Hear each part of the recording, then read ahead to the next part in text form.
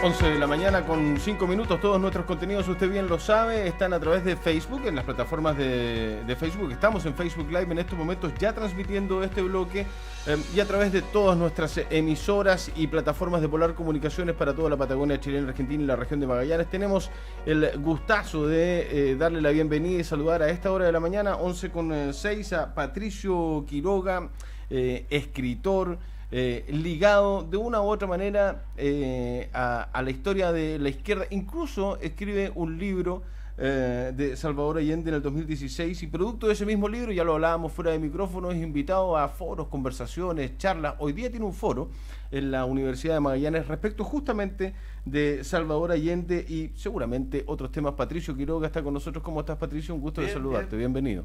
Muchas gracias por la invitación. ¿De cuándo que no venía a Punta Arenas? Yo vengo permanentemente, ahora sí.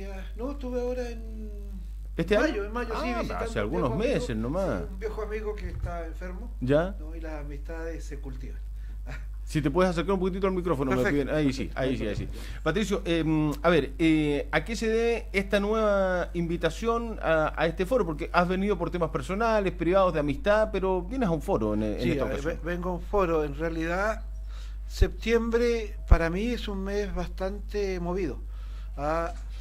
Hace mucho tiempo que yo inicié una serie de trabajos respecto al tema Unidad Popular, respecto a Salvador Allende, y en los últimos años publiqué un libro sobre Salvador Allende. Y a raíz de esto me invitaron acá a conversar ayer y hoy día sobre el tema. De aquí me voy a Concepción, también a un foro de esta naturaleza, y hace un par de semanas atrás estuve en La Serena sobre el mismo tema. Entonces septiembre, a raíz del texto que escribí, es un mes muy movido, claro, pero claro, y me imagino que no solamente septiembre, el resto de los meses es igual, pero septiembre con todo, full. Sí, septiembre es casi una locura. Y yo diría que esto tiene que ver mucho con las circunstancias que estamos viviendo estos últimos meses, en el cual la espoleta de la bomba del olvido se aflojó. Y entonces, después de mucho tiempo, los historiadores estamos siendo nuevamente motivo de preguntas, de conversaciones, etcétera. La gente quiere saber qué pasó. Los viejos, privados de sus recuerdos, quieren una explicación de los últimos 40 años. Y los jóvenes quieren no solo una explicación, sino saber por qué nos saltamos una parte de la historia. Por qué la amnesia histórica no cundió en este país. Y la explicación que nosotros le damos es, mire, la transición, el tipo de transición que tuvimos, obligó, determinó, generó una política de olvido, de amnesia historicista, como la llamamos nosotros. ¿Estaba negociada esa amnesia? Estaba negociada, sí, estaba negociada. Y de estas cosas, fíjate, no hay que asustarse. Este país está muy conflictuado. Por un lado, tú ves cómo la vieja angustia anticomunista de la derecha está sobre sus conciencias, sobre su quehacer. El mismo presidente tratando de antipatriotas a sus compatriotas. Y por otro lado, este malestar de la izquierda, que es un malestar y ciudadano, más que únicamente de la izquierda. Este malestar ciudadano que viene dándose hace mucho tiempo está generando una situación de conflicto. Por razones de edad yo te podría decir de que mucho de esto se vio desde mediados de los 60 para adelante. Y si tú miras en la historia para atrás, lo vas a encontrar en 3 o 4 momentos más. Entonces, porque es cíclico esto, Patricio. Es cíclico. Entonces, ¿cómo nosotros desde las ciencias sociales contribuimos, ¿no?, a evitar la repetición de actos y hechos luctuosos? Disculpa, un paréntesis, Patricio, porque acabas de decir algo que muy interesante y a la gente le puede haber quedado dando vuelta. Lo que estamos viviendo hoy en día empezó a vivirse a mediados de los 60, es decir, fue la previa del golpe de Estado. Una situación que culmina desde mediados de los 60, culmina con una tensión extraordinaria en términos sociales. ¿Vivimos la previa de una tensión muy dura de aquí en más, crees tú? ¿O son tiempos absolutamente distintos que no se pueden comparar? Son tiempos absolutamente distintos. La historia no se repite, afortunadamente. En sus detalles, ¿no? Claro, porque igual sigue siendo cíclica. Lo que pasa es que uno va evolucionando y la puede afrontar de distintas formas. Claro. No veo la posibilidad de un golpe de Estado. La situación no está para... No hablaba del golpe de Estado en todo caso, pero sí de una tensión social. Y esta tensión la hemos vivido en distintos momentos y tiene que ver con un aspecto que nosotros nos estamos enseñando en los colegios. Yo soy profesor y como profesor siempre he dicho lo siguiente, es decir, hay que buscar un elemento rector que nos permita entender la evolución de la historia de Chile. Y ese elemento rector es el Estado y los cambios que se van produciendo en el Estado. Cuando se producen cambios en el Estado, esos cambios atraen estas tensiones entre izquierdas, derechas, centros, etcétera. Un cambio de Estado lo tuvimos por allá por la década del 20, en que desaparece el Estado oligárquico y el 24 al 30 ya tuvimos cerca de 12 intentos de golpe de Estado. Cambia el Estado, un par de años después pasamos a lo que se llama el Estado, a uno lo llaman benefactor, otros lo llaman de compromiso, para mí es capitalismo de Estado. Al producirse el cambio se producen también severos problemas, intentos de golpe de Estado, disolución de instituciones, etcétera. Y cuando se produce el cambio, el 73, del estado de compromiso, o como queramos llamarlo, capitalismo de Estado, las convulsiones que tuvimos fueron gravísimas. ¿Por qué? Porque ese cambio coincidió con un ajuste histórico universal, externo, internacional. Del 68 se viene produciendo una grave crisis en el modelo de desarrollo económico mundial, en el marco del desarrollo del capitalismo. Y esa crisis que viene generándose desde mediados de los 50, el 68 ya es imparable y lo que se requiere es la recomposición del capitalismo.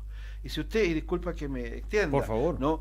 Si usted mira la historia, ¿no?, hacia atrás, en los últimos 500 años, que son los años de desarrollo del capitalismo, usted va a ver que en las antiguas repúblicas venecianas, ¿no?, Génova, ¿no?, el capitalismo comercial, ¿no?, entra en crisis. ¿Y dónde se refugia?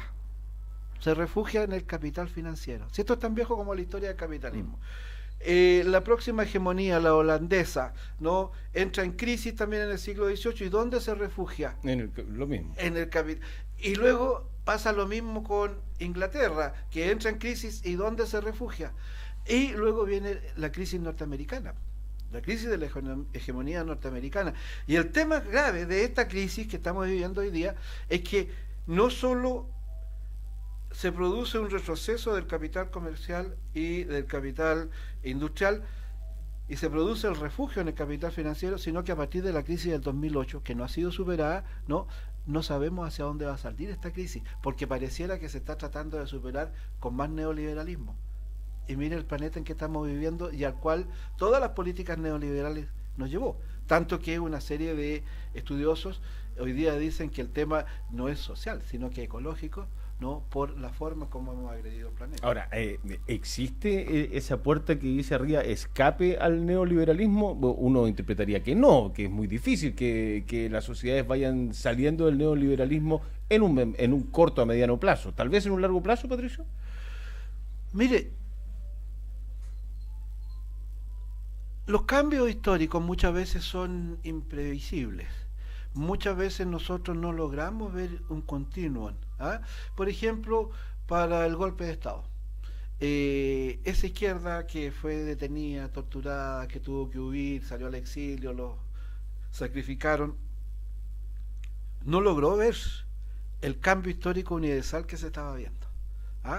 Lo vinieron a ver muchos años después. ¿Por qué? Porque las cosas... Hay dos análisis, el de superficie y el bajo la mesa. Entonces, cuando nosotros detectamos los temas que van bajo la mesa, podríamos decir, mire, sí, hay posibilidades, como lo plantean distintas escuelas historiográficas, de un cambio a mediano plazo.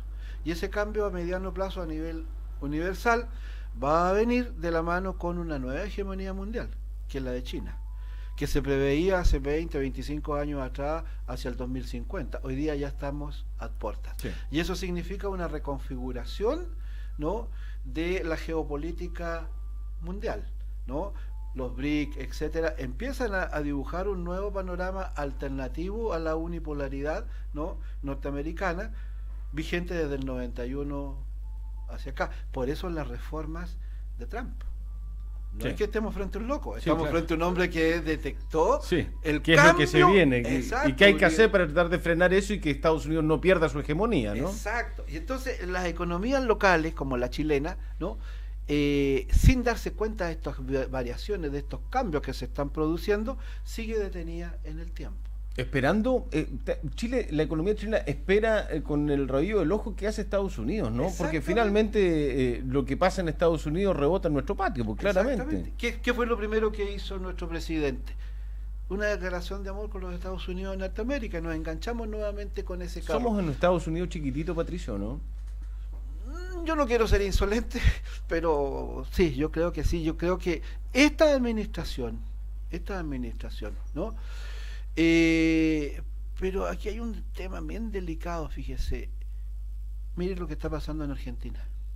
Mire lo que está pasando en Brasil. Eso te iba a preguntar, porque mientras pasa China, Estados Unidos, estamos viendo peleas de gigante, en Latinoamérica la verdad es que la situación es muy compleja. Muy compleja. Por eso yo le digo que yo veo mucho sin que se repitan situaciones históricas, pero veo aspectos muy propios de la década del 60, de conflictos, de enfrentamientos, de declaraciones destempladas. ¿Y por qué? Porque las transiciones que vivimos en toda América Latina, ¿no? Desde la primera transición hasta la chilena, 20 y tantos años de transición, todas terminaron con transiciones al liberalismo y al neoliberalismo. ¿Se fija? La chilena es la más señera, pues aquí el diseño era otro. Y ese diseño estaba contenido en lo que se llamaba como, que hoy día se denomina como el programa olvidado. Alguien guardó el programa, ¿no? Y bueno, y se siguió una ruta que estaba dictada, y aquí tomo tus palabras cuando dices somos Norteamérica chiquitito, y esa ruta estaba fijada en lo que se denomina como el consenso de Washington, los 10 principios para el cambio de la economía, que lo seguimos a rajatabla en toda América Latina, y por otro lado lo que fueron los acuerdos de Santa Fe. Ya. Santa Fe, ¿no? Enmarcó las transiciones latinoamericanas. Y entonces estas transiciones no dieron lugar a democracias sustantivas, sino más bien a democracias formales. ¿Y por qué? En las viejas izquierdas, hoy día ya hablo de izquierdas, en las viejas izquierdas las transiciones se veían como un proceso de subversión del orden establecido, ¿no? De cambio, de transformación. No estoy diciendo la vía para eso, sino que se veía, ¿no?, como un producto de la transformación sistémica, o en su defecto, volver al viejo estado de compromiso, reparado, reconstruido, etc. Pero esa visión fue sustituida por una visión más bien de proveniencia norteamericana, diría yo, de la sociología funcionalista, O'Donnell, Philip, etcétera, que plantearon que la transición era un proceso que era el paso de un régimen militar a un régimen civil. Entonces la transición ya no era la subversión del orden establecido, sino un paso de un régimen militar a uno civil, al cual seguía lo que denominaron como la destrucción de los enclaves autoritarios, la teoría de nuestros sociólogos, sin tomar en cuenta de que el paso de un gobierno militar a un gobierno civil podía tener dos variables: la destrucción de los enclaves autoritarios y por lo tanto la profundización de la democracia, o en su defecto la construcción de un Estado neoliberal. Y eso fue, con todo el respeto que le tengo a la izquierda y a mis viejos amigos, ese fue el camino. Y lo que tenemos hoy día nosotros es un nuevo tipo de Estado, un Estado neoliberal, del cual la dictadura fue la transición. O sea, finalmente la transición no es la que uno conoce históricamente, o le han dicho que es la transición, que es del 90 al 90 al 2000 tal vez, exacto, ¿no? Sino que la transición es entre el 77, 78 al 88, 89, 90. Yo la ubico en el 90. Ya, perfecto. En el 90. Ahí se inicia la transición, ¿no? Cierto, esta transición nos posibilitó que anduviésemos tranquilos por las calles. Sí, claro. Ya no desaparecíamos. Nos insertamos en la División Internacional del Trabajo y bastante bien. dejamos de ser parias en el mundo. La macroeconomía, aunque a mí no me gusta, se estabilizó, ¿no? Las instituciones comenzaron a funcionar nuevamente y se produjo un proceso de carácter cultural, ¿no?, que llevó a la mayoría de los chilenos a valorizar a lo que es la democracia, la relación entre las personas. Y eso es lo que se está perdiendo hoy día. ¿Qué significó? Siempre habla de lo que significó Allende para Magallanes, pero ¿qué crees que significó Magallanes para Allende? La pregunta al revés. Ya. Allende es senador por esta región. Sí, claro. ¿Sí? Ahí a mediados de los 40. Sí. Y yo voy a dar vuelta a la pregunta. Voy a partir por ahí. Allende significó mucho para Magallanes desde el punto de vista de una visión, ¿no?, del desarrollo regional. Había macrozonas también en ese tiempo, no era como hoy en día.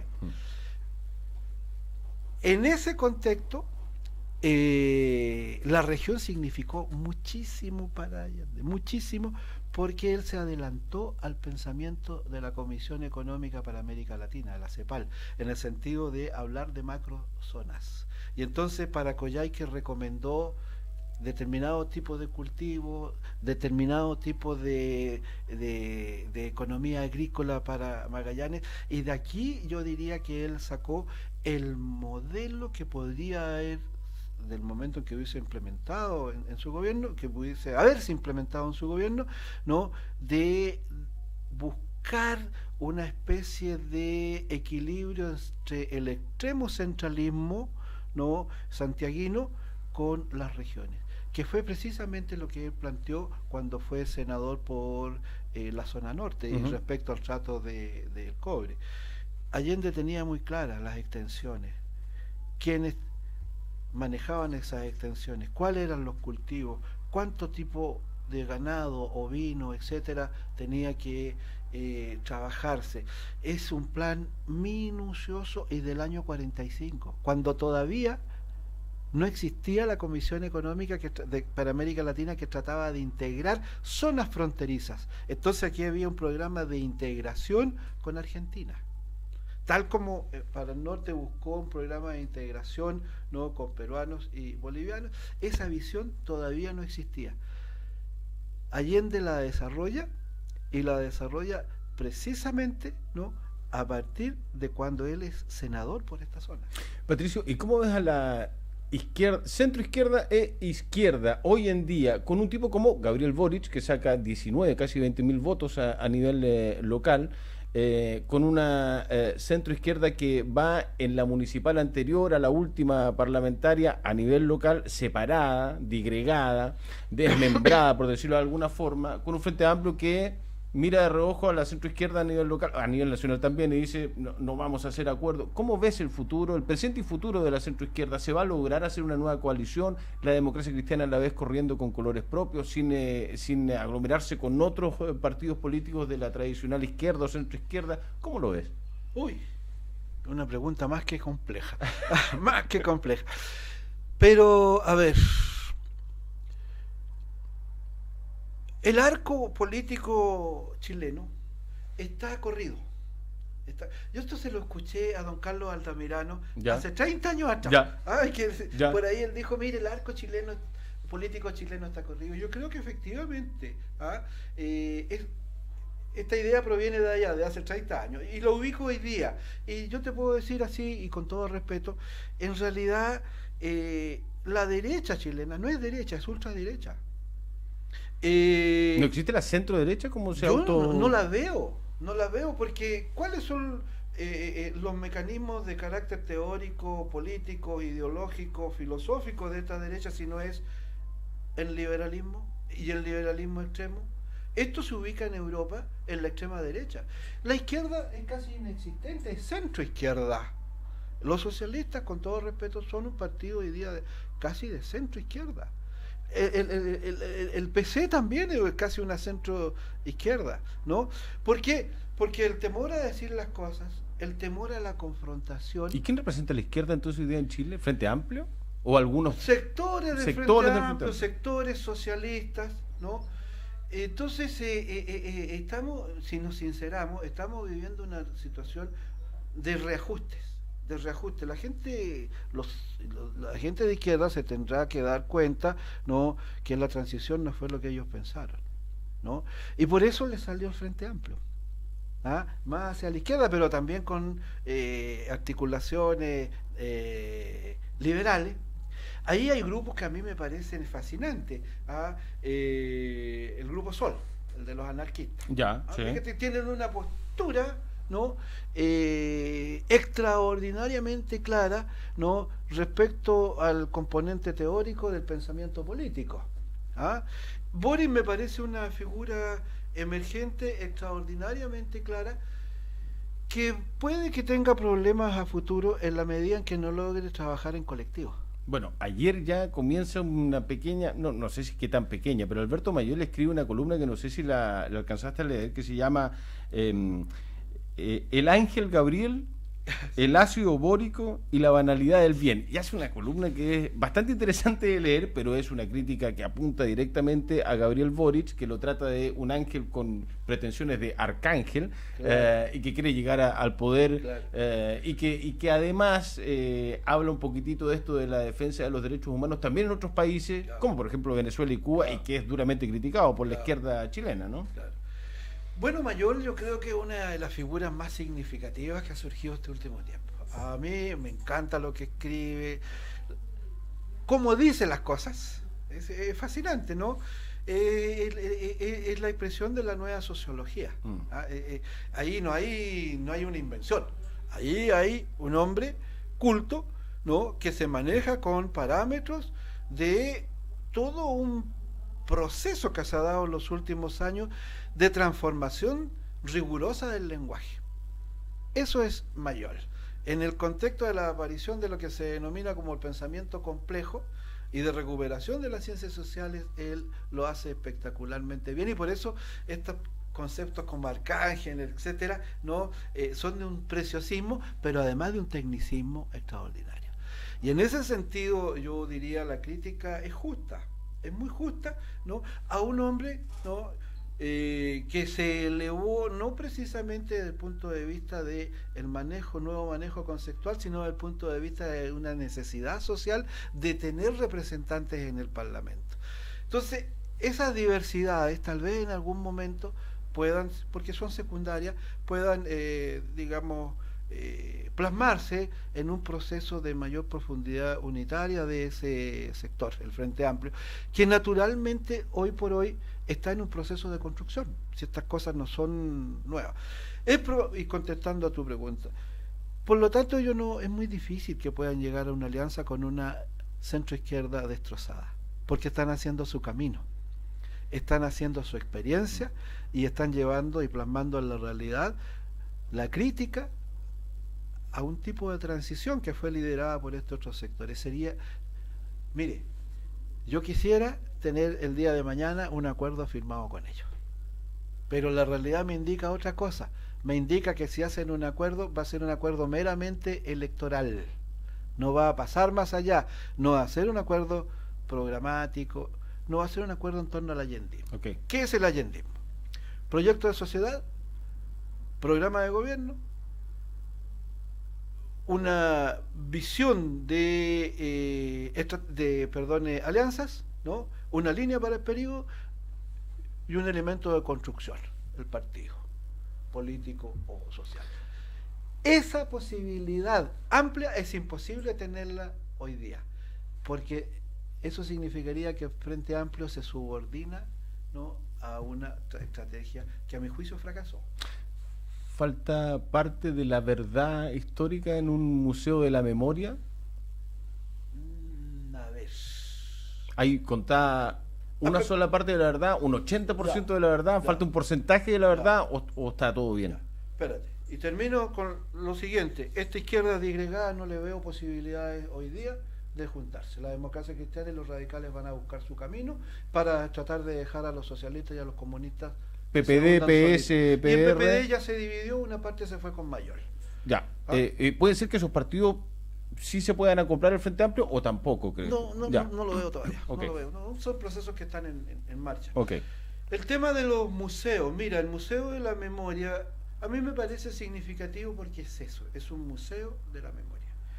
Es un museo que nació para que se vuelvan a repetir los luctuosos sucesos, ¿no? Pero le faltó una parte. ¿No? Perdón, no que le haya faltado una parte. Su parte central es, ¿no?, la defensa de los derechos humanos. Punto. Pero como la transición se hizo sobre la base del olvido, ¿no?, en este museo, para algunos, para la derecha, ¿no?, falta el contexto. Y entonces el presidente quiere darle ese contexto a través de un museo de la democracia. Ojalá tuviéramos un museo de la democracia, mi estimado amigo, porque allí podríamos demostrar la cantidad de agresiones que ha recibido el pueblo de Chile por parte de la oligarquía. ¿Qué es Santa María de Iquique? En toda su historia, no solamente planteando desde el 70 al 73 y posterior, ¿no? ¿Qué es Ranquil? ¿Acaso el mismo Allende en alguna oportunidad dijo, mire, la democracia en Chile, la izquierda no le debe nada a la derecha, la democracia la hemos construido nosotros, con nuestras leyes, con nuestros martirologios, con nuestras movilizaciones? ¿Es que acaso esta democracia no la ganamos en las calles? ¿Acaso la democracia que tenemos hoy día no fue producto de nuestra movilización? No hubo, ¿cuántos grupos hubo que se forjaron al calor de todas las formas de lucha contra lo que fue la dictadura? Es decir, ¿la democracia la entregó la derecha o la ganamos en las calles? ¿Quién tenía el poder omnímodo en este país? ¿No? Además, fíjese, la historia tiene dos lados. Por un lado tiene lo que es la historia, ¿ah?, y lo que es la historiografía. ¿Dónde se sustentan las visiones de la derecha? En la historiografía, en la interpretación. Nosotros nos sustentamos en el hecho duro. ¿Quién puso los muertos? ¿Quién puso los detenidos? ¿Quiénes puso los desaparecidos? ¿Es que acaso este Estado que está hoy día dirigiendo el presidente Piñera salió de la nada? El Estado hoy día que tenemos todos los chilenos fue producto de un golpe de Estado. Ese golpe de Estado aplicó el terror de Estado. Sin el terrorismo de Estado y las 5 fases de la represión que vivimos, hubiese sido imposible construir este Estado, porque para eso necesitaba liquidar al movimiento obrero y sus organizaciones, al movimiento estudiantil y sus organizaciones. La Constitución que nos regía tenía que liquidar la cultura. Entonces, despejaron el camino a sangre y fuego. Lo que en Europa se hizo, el cambio, digamos, al nuevo Estado neoliberal, se hizo a través de las leyes, ¿no? Y a través de formas culturales en Oriente. Aquí se hizo a sangre y fuego. Entonces, ¿el Estado que tenemos hoy día es producto de un proceso democrático? Entonces, ojalá levantáramos un museo, ¿no?, de la democracia para debatir sobre esto, pero para esto, perdón por lo que voy a decir, la izquierda tiene que ponerse los pantalones y confrontar las visiones del mundo de la derecha y entender algo que, perdón lo que voy a decir, don Ricardo Lagos no entendió nunca. Él buscó siempre el consenso. Ese sector buscó siempre el consenso. Pero si usted toma los grandes sociólogos de hoy día, Bergen, etcétera, que le dicen, mire, lo normal en una sociedad es el disenso, no el consenso. No el consenso. Y por eso que existe una cosa que se inauguró hace mucho tiempo, que se llama, ¿no?, constitución, sobre la cual nos podemos poner de acuerdo, el contrato social. Un contrato social se estructura sobre la base del disenso y no sobre los consensos, porque cuando hay consensos porque alguien tiene la sartén por el mango. Patricio Quiroga, profesor, historiador, escritor. Hoy día lo puede encontrar en la Universidad de Magallanes, en el Salón Livasich va a haber un foro sobre Salvador Allende. Patricio, un gustazo que hayamos conversado esta mañana. El gusto ha sido mío. Muchas gracias. Muchas gracias. Pausa, volvemos.